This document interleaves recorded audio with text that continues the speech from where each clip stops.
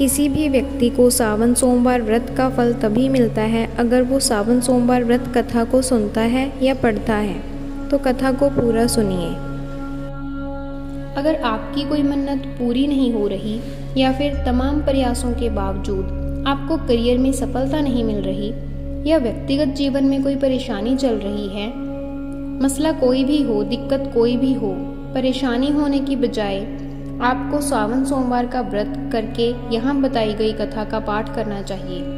मान्यता है कि सावन सोमवार के दिन अगर व्रत रखकर इस कथा का पाठ किया जाए तो आपकी मनचाही मुराद जरूर पूरी हो जाएगी। सावन सोमवार की व्रत कथा इस प्रकार है। एक साहूकार था जो भगवान शिव का बहुत बड़ा भक्त था। उसके पास धन धान्य किसी भी चीज की कोई कमी नहीं थी, लेकिन उसकी कोई संतान नहीं थी और वह इसी कामना को लेकर रोज शिव जी के मंदिर जाकर दीपक जलाता था।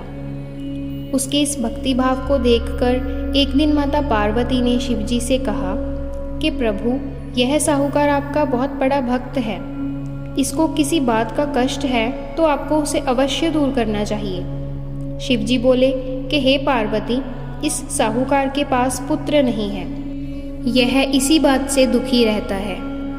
तब माता पार्वती ने शिव जी से कहा, हे ईश्वर, कृपा करके इसे पुत्र का वरदान दे दीजिए। तब भोलेनाथ ने कहा कि हे पार्वती, साहूकार के भाग्य में पुत्र का योग नहीं है। ऐसे में अगर इसे पुत्र प्राप्ति का वरदान मिल भी गया तो वह केवल 12 वर्ष की आयु तक ही जीवित रह पाएगा। यह सुनने के बाद भी माता पार्वती ने कहा कि हे प्रभु, आपको इस साहूकार को पुत्र का वरदान देना ही होगा, अन्यथा भक्त क्यों आपकी सेवा पूजा करेंगे। माता के बार बार कहने से भोलेनाथ ने साहूकार को पुत्र का वरदान दे दिया, लेकिन यह भी कहा कि वह केवल 12 वर्ष की आयु तक ही जीवित रहेगा।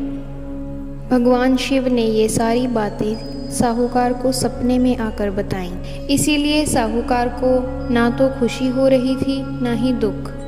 वह पहले की तरह भोलेनाथ की पूजा अर्चना करता रहा। उधर सेठानी गर्भवती हुई और 9वें महीने बाद सुंदर से बालक की प्राप्ति हुई। परिवार में खूब खुशी का माहौल था, लेकिन साहूकार पहले की ही तरह रहा। उसने बालक की 12 वर्ष की आयु का जिक्र किसी से भी नहीं किया।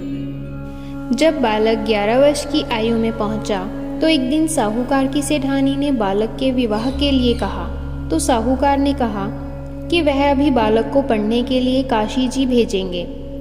इसके बाद उसने बालक के मामा जी को बुलाया और कहा कि इसे काशी पढ़ने के लिए ले जाओ और रास्ते में जिस भी स्थान पर रुकना वहाँ यज्ञ करते और ब्राह्मणों को भोजन कराते हुए आगे बढ़ना।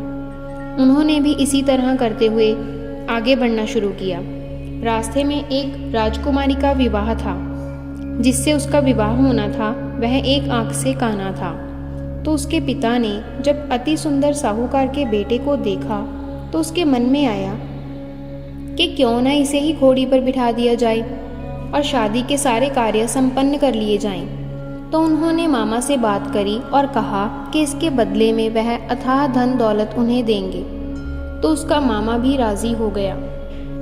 इसके बाद साहूकार का बेटा विवाह की बेदी पर बैठा और जब विवाह कार्य संपन्न हो गए तो जाने से पहले उसने राजकुमारी की चुंदरी के पल्ले पर लिख दिया कि तेरा विवाह तो मेरे साथ हुआ है, लेकिन जिस राजकुमार के साथ तुम्हें भेजेंगे वह एक आंख का काना है।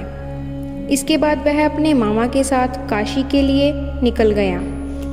उधर जब राजकुमारी ने अपने चुनरी पर यह लिखा हुआ पाया तो उसने राजकुमार के साथ जाने से मना कर दिया।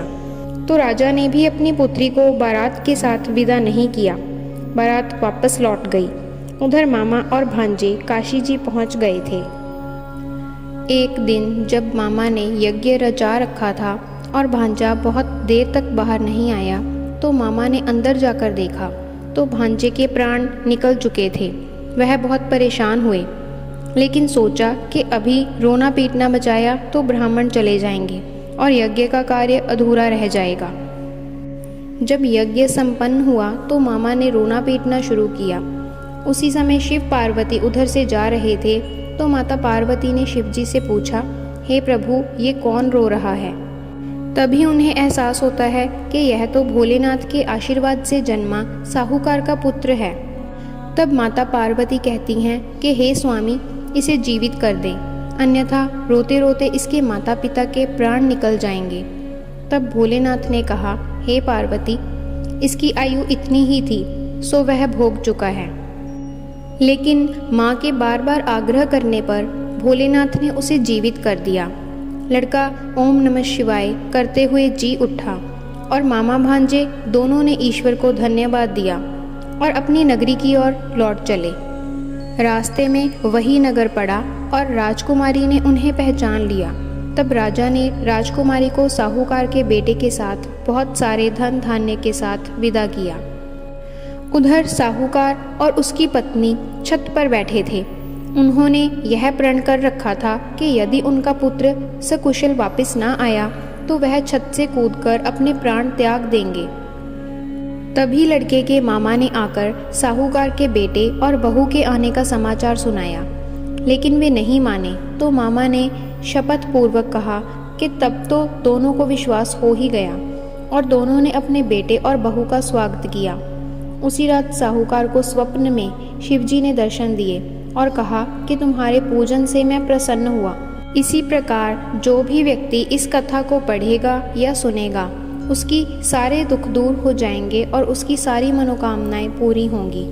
शास्त्रों में लिखा है कि जो भी व्यक्ति सोमवार का विधिवत व्रत करते हैं और व्रत कथा सुनते हैं, उनकी सभी इच्छाएं पूरी होती हैं। ओम नमः शिवाय।